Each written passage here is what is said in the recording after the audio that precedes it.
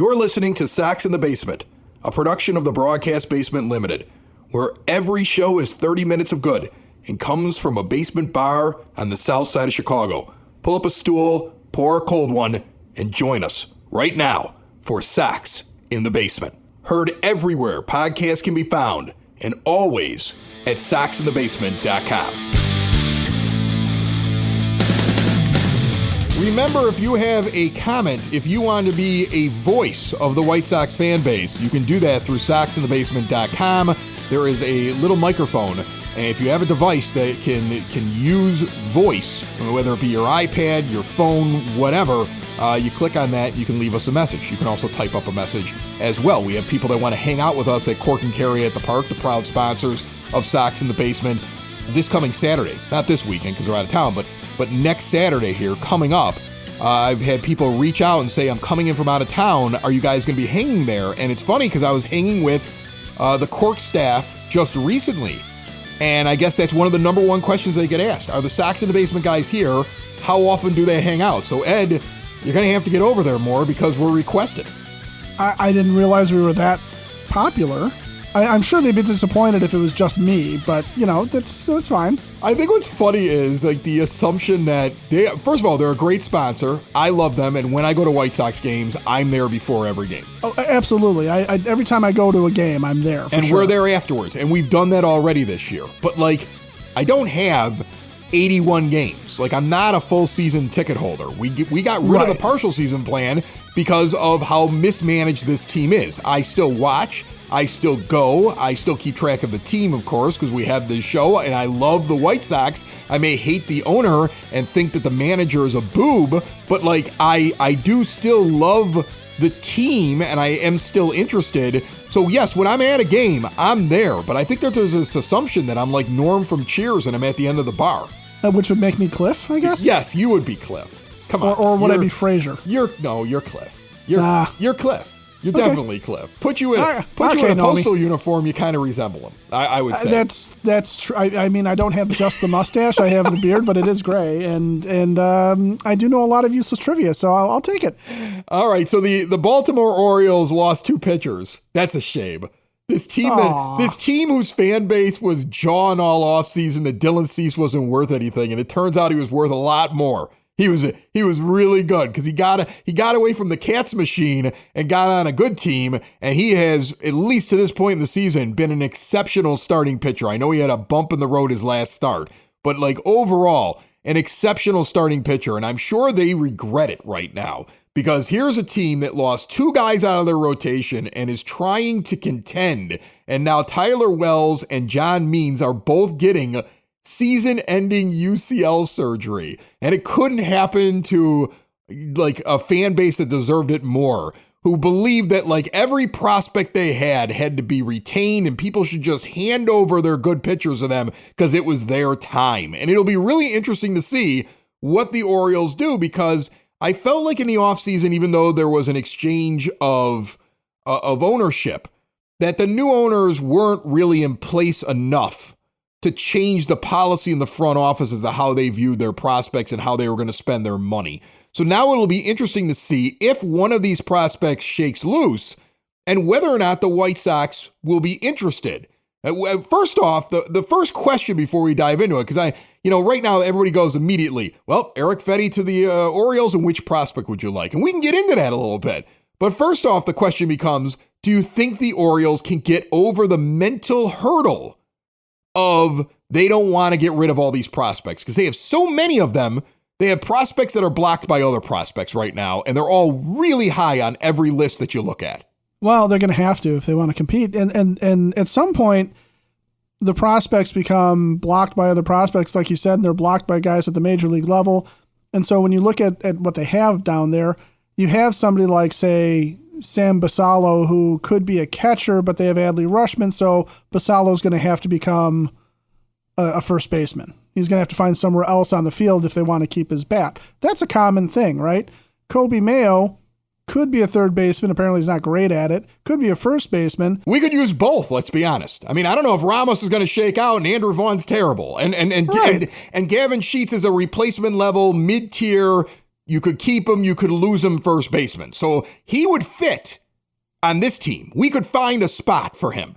Absolutely. So you look at what's there, and they're glut of infielders. They've got a glut of outfielders.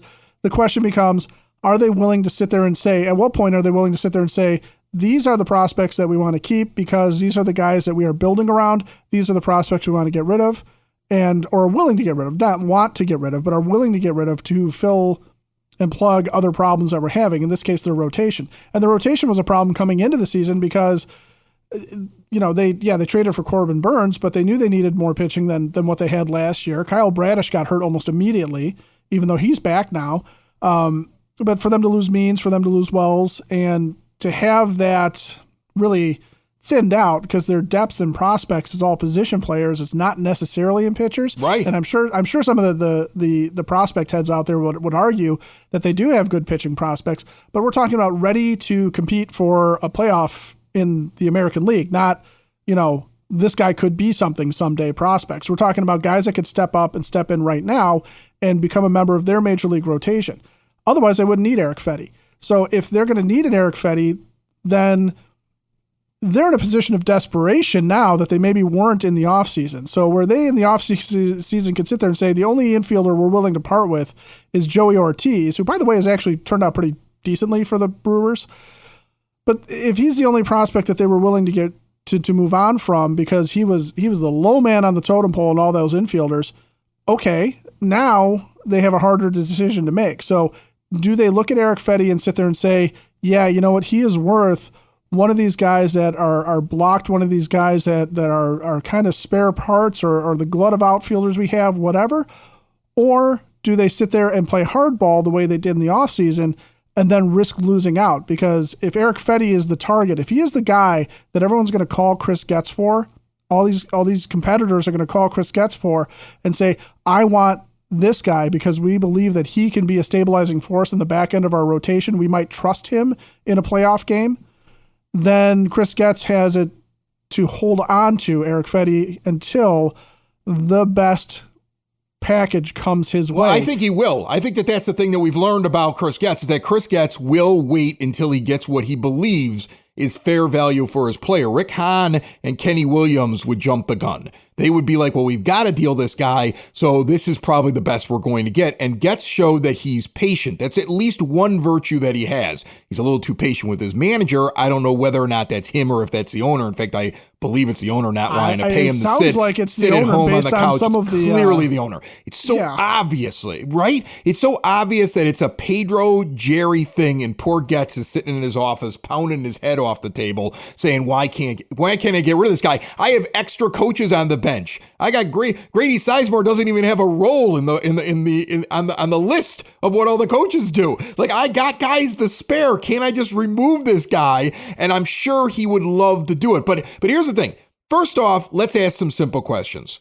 Do you want to trade Eric Fetty? I've been against the idea of dealing a guy that could be valuable next year because you need rotation pieces. And I pushed back on the idea of, well, you have to deal him. You don't have to deal him. You have him next year, and you should be a better team next year. You should be able to spend that money that's coming off the books. You don't really have to raise the miser's payroll to improve this team in the offseason. And you've got some guys that I think are going to be here and ready to contribute, not only in the rotation, but in positions on the field. So you have some things that are coming. Do you really want to move on from a piece and have to open up a hole in your rotation? I would say I would not trade Eric Fetty unless I'm getting back a player that is starting for the White Sox on opening day. Now, the Orioles have players like that.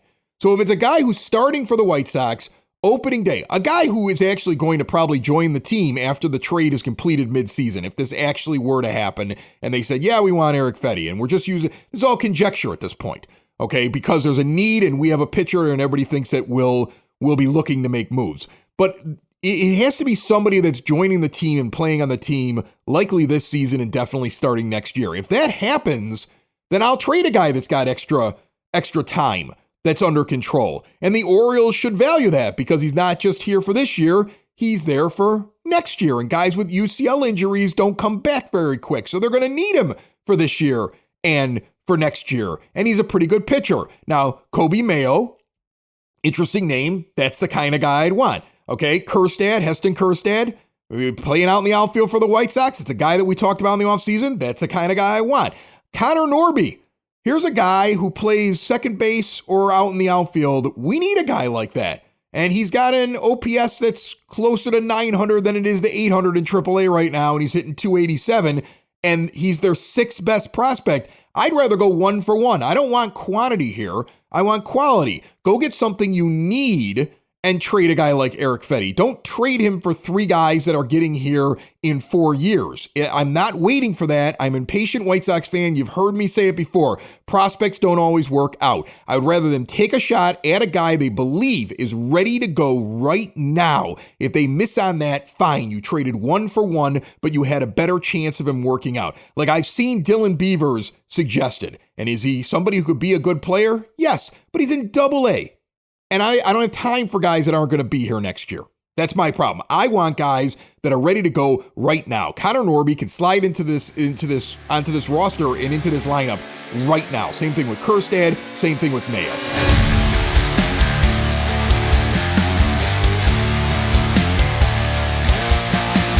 Sox in the Basement listeners, for exterior windows, doors, patio doors, and storm doors, look no further than Window and Door Superstore of Oak Forest. No high-pressure sales. You go see them. They don't come in and track mud into your house. You don't want some stranger doing it, bringing in some dirty, broken window that doesn't look anything like what they're going to actually put inside of your home. Instead, go see everything. Full living color with all the bells and whistles available for you to see in their big, beautiful showroom out at 159th and Ridgeland, actually a half block east of 159th and Ridgeland at 6280 159th Street. The owners in the showroom and on site, they use their own installers. They don't farm out the work. They've been doing it that way for 4 decades in Oak Forest since 1985. All major brands, custom made, no stock items for a perfect fit. See more at windowdooroakforest.com. When you're talking specifically about the Orioles, right now, take advantage of the fact that they can't fit all these guys in AAA, all these guys who are Major League ready. They can't fit them in their lineup, okay? Because Ryan O'Hearn is outperforming Heston Kjerstad, and he's not in a position. The Orioles aren't in a position to make a veteran like that go away when he's a valuable member of their outfield, a valuable member of their roster. Okay, same thing with Ryan Mountcastle. He's not a guy that anybody really excites anybody to hear his name. But he's a guy that's in the middle of their lineup. He's a guy that they count on. They're not going to move him for Kobe Mayo. What you're looking at is you're saying, okay, Orioles, you want to really do this in the AL East? You want to take this division again? We're going to take your Major League ready talent as opposed to going and saying Erick Fedde can go to the Dodgers for somebody who's a couple of years away who might be a very talented player, or go to enlist any other team that's leading their division or is really locked into a race and locked into a playoff battle that is losing pitching, and it's happening. I mean, the Rangers, it's a miracle the Rangers are still fielding a team with the amount of pitchers that they've lost this year. And they're a team that, they're starting to run out of Major League ready talent. So they are a team that if they were to say trade for Chris Flexen, maybe you do sit there and say, okay, we're going to take a guy that's going to be here in a couple of years that we believe in, but that's because that's the best we can get for this guy right here. But for Erick Fedde to the Orioles, and as you're looking at this, yeah, I agree. If Chris Getz can find teams that want pitching, teams that want Eloy Jimenez, teams that want something that the White Sox have that they're willing to part with, and they can get something back that is on a Major League roster or in AAA and is ready to go and is blocked. And I mean, there's really no reason not to take a flyer on somebody like Corey Julks, for example, a guy that was never going to make it into the Astros lineup, but, could have some value, so you take a shot at him.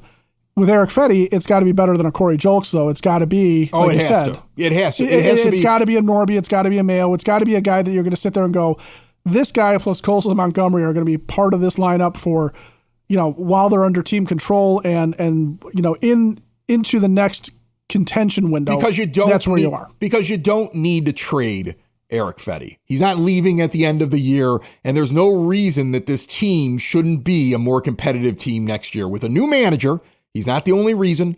They would still not be a playoff team. They wouldn't be this bad, though. Okay, another manager would not be batting Andrew Vaughn in the top 5 spots, would not be batting Andrew Benintendi in the top 5 spots, and would not be justifying having Maldonado get 50% of the time behind the plate. There are no managers, I think, in Major League Baseball other than this guy that would still be trying to do that. Did you hear his quotes this week? Just, in fact, I feel like Are you talking about the extreme Jerry Reinsdorf boot polishing that he did? No, not even that. Not even that. He was asked about a couple of different things going on with his own lineup. These things are coming out from the beat reporters that are around him.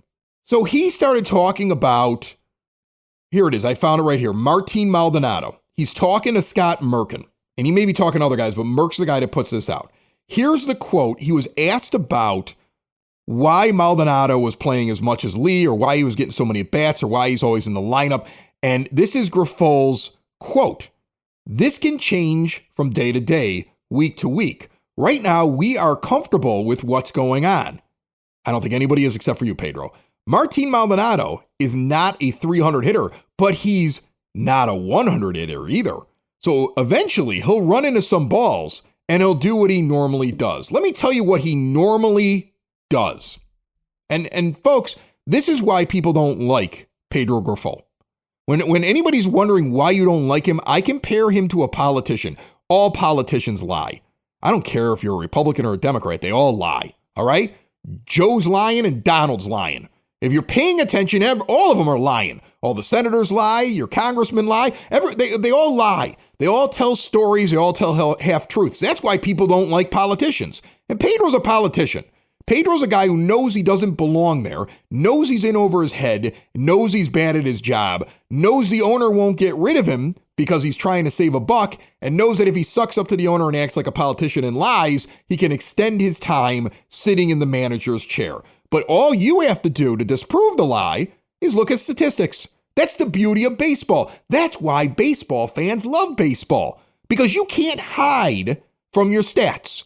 Everybody's got them. They put them on the back of baseball cards for 100 years, okay? They show what a guy's average is. How does he get on base? How many times does he walk? How many times does he strike out? Is he good or bad? You know if a player is good or bad, not just by the eye test, but by the fact that you can see his statistics and you can see if he's good or bad over a long period of time. Since the end of that shortened season, I won't count 2020, but I'll count the 21 season, the 22 season, the 23 season, and what we have so far in 2024. I'm able to highlight this very easily by going to Baseball Reference. You can just punch in Martin Maldonado's name, click on his Baseball Reference stats, click on the years that you want to compare, and bring it up. And from 2021 all the way through now, he has played in 384 games with 1,303 plate appearances.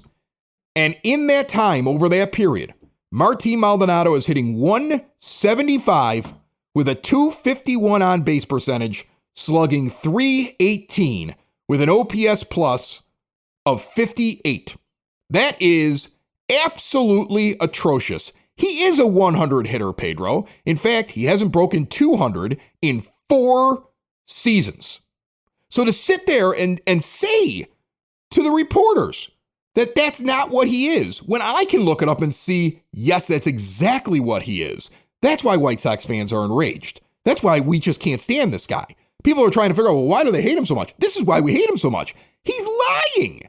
He sits there and he says truths to try to justify his poor moves. And it's very frustrating to read. He sat there the other day and he said to the pool of reporters that he wasn't going to judge Andrew Vaughn on 150 at-bats. He's had nearly 250 plate appearances.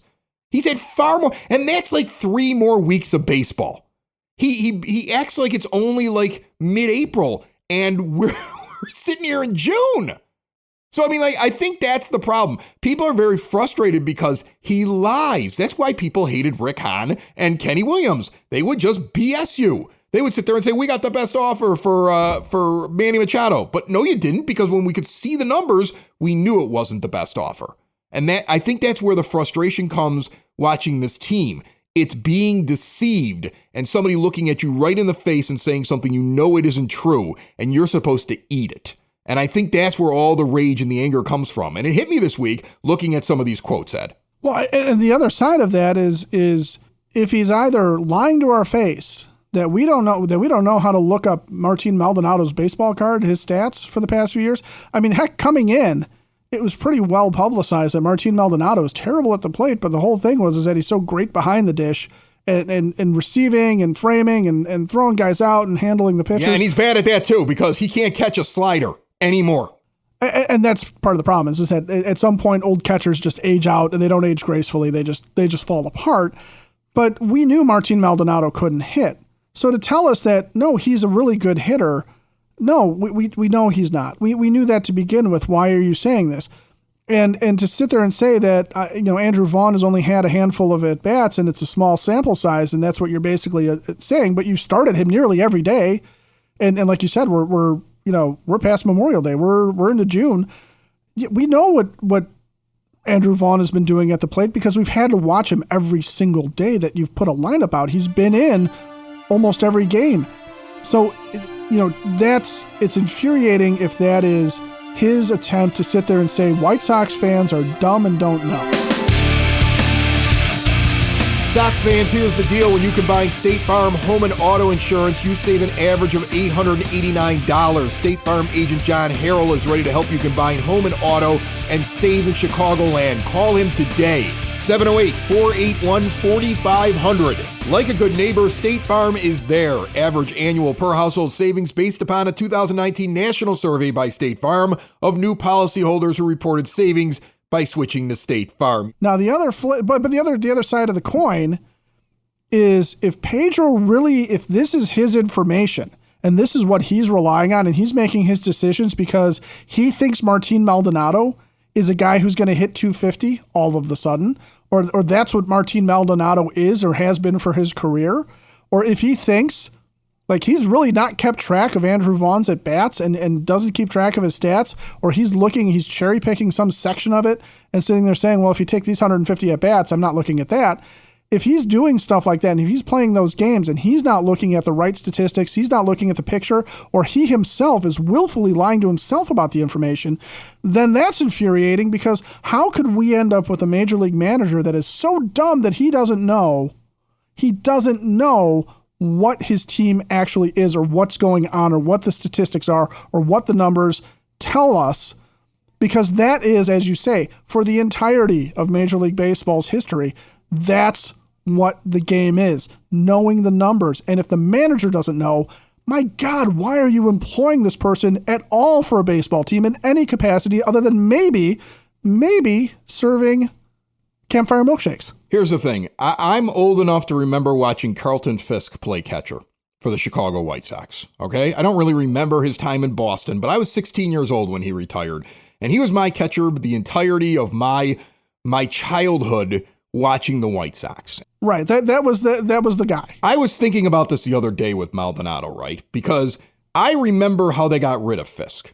And correct me if I'm wrong here. Unceremoniously would be the word. Oh yeah, you're in the middle of a 1993 season where your team is finally pretty good. They're pretty good, right? And he's in the way because he's 45 years old. He's hitting 189 in a very small sample size too. He's had far less at bats than what Martin Maldonado has had so far this year. He had 53 at bats at this point when they decided they were going to move on from him, right? He was dealing with some knee issues and everything else like that. But this is the first time he had ever hit under 200 in his entire career.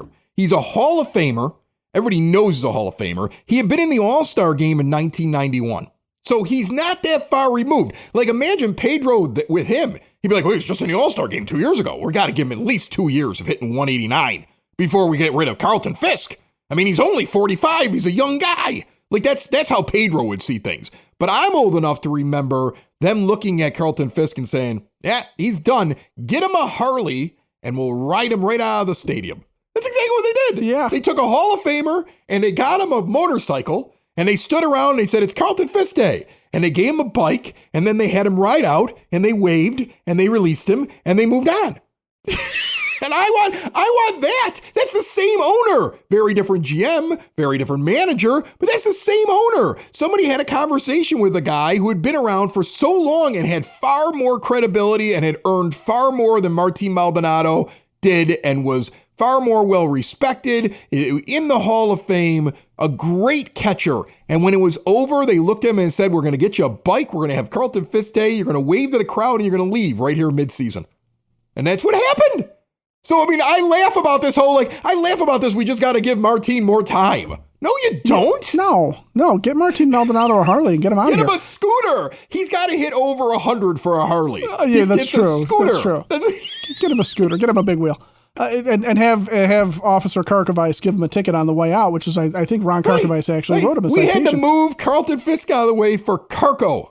All right. Yeah. I mean, for a guy who looked like he was 45 when he was 22. Right. Meanwhile, Corey Lee, better hitter than Ron Karkovice. I don't even need to look up the stats that I can see that. Corey Lee, better. So here's the thing. Carlton Fisk, better catcher than Martin Maldonado. Corey Lee, better catcher than Ron Karkovice. Make it all make sense to me. It doesn't. It doesn't make a lick of sense to anybody. But you're right. How does Jerry go from? I mean, when I say unceremoniously dumped, you realize that they actually made Carlton Fisk travel, I think, to Cleveland before they told him he was released. Right. So that's right. That's right. I mean, it really was. It was brutal at the end for Carlton Fisk. He was angry. You didn't see him for a long time. He was kind of pissed off about it. And now all of a sudden we're afraid that the guy that we picked up in the offseason is going to be upset because he doesn't get enough at bats. I don't even think Martin Maldonado wants all these at bats. He probably looks at his name on the lineup card and goes, "Really?" I wonder if he and Corey Lee have a bet going where it's like, you owe me dinner every time you're in the lineup and I'm not, Martin. and then what did he do on Friday? What's he do on Friday? He starts Maldonado behind the plate and he puts Lee in the DH role. I mean, this guy's just terrible. Like, I know everybody always says Boom Boom Bevington was the worst manager of their lifetime. I remember Boom Boom, and he was bad, and he said some dumb things. But this is the worst White Sox manager of my lifetime. This is the worst. You cannot convince me otherwise. This guy, because there's no logic to anything that he does, and he lies right to your face. And if he's not lying, it's because he doesn't even know what's going on around him.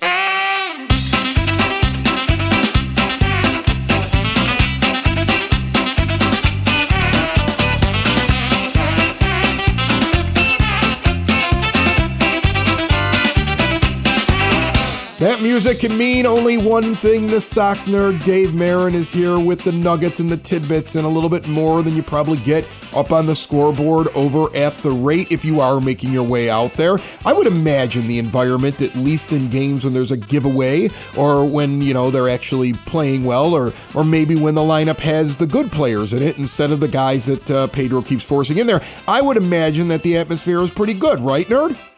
It is very good, and it's always good in the scoreboard room. We always have fun up there, and I love my Nuggets. Awesome. The Nerd is brought to you by the Village of Lamont. Want to experience a downtown with real history, great eats and drinks, and green spaces filled with adventure? Visit the Village of Lamont, shop, dine, drink, explore, and see everything they have going on this weekend and beyond at lamontdowntown.com. What do you got for me? Chris, Garrett Crochet has been one of the few positives about this season so far. The left-hander posted one of the best Mays in White Sox history, and it appears he's just getting started. Crochet went 4-1 with a 0.93 ERA in 5 May starts. In 29 innings, he gave up just 16 hits and 5 walks with 38 strikeouts, while foes slashed 155, 194, and 262 against him. His 0.93 May ERA was the 5th lowest in Sox history among pitchers with at least 25 innings. Crochet is in remarkable Sox company here, ranking behind only Goose Gossage, Joe Horland, Chris Sale, and Tommy John. Gossage had the best Sox May ever in 1975 when he did not allow an earned run in 25 2/3 innings in 10 relief appearances. The Goose, by the way, is the only Sox pitcher to log a 0.00 ERA in a month with at least 25 innings. Among starters, Horland had the best May when he went 4-1 with a 0.33 ERA in 7 outings in 1968. Crochet's opponent's OBP in May is second all-time in Sox history to Sale's 188 in 2013, and his 0.72 WHIP is third behind Sale's 0.67 in 2013 and Eddie Fisher's 0.74 in 1965. If Crochet is the American League Pitcher of the Month, it would mark the 8th time a Sox twirler won the award in May, which would add to the franchise record.